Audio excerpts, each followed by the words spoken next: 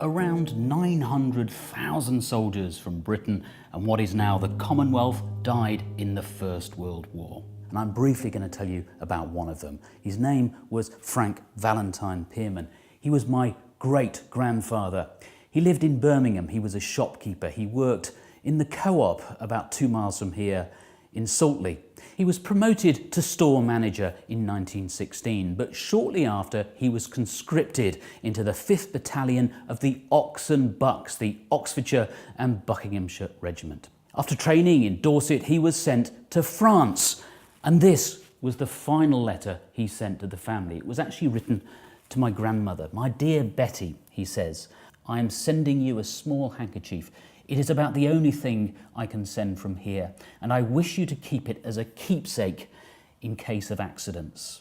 Whenever you look at this handkerchief as you grow older, I want you to try and realise how very much your father loved you."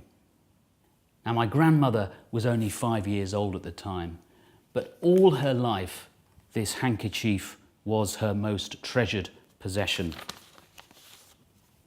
To my dear little girl. 2 weeks after Frank wrote that letter, on the 9th of April, the Arras Offensive began. Now, this was an attempt by the Allies to try to end the war in just 48 hours. The French attacked the Germans 50 miles to the south, leaving the British, Canadians and Australians to focus on the German lines around Arras itself.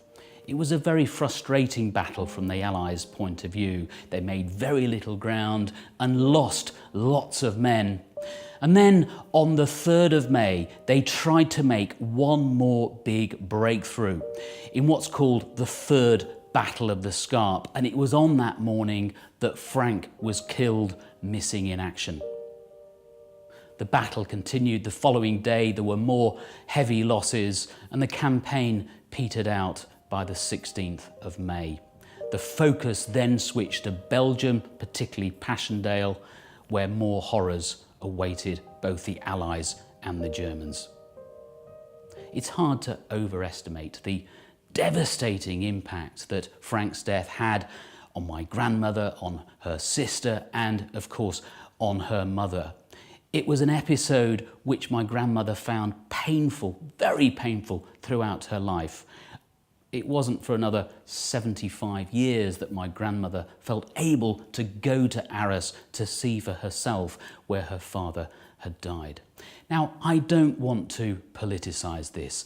Other than the fact that he was in the cooperative movement, I know nothing about Frank's politics. What I would say, though, is this.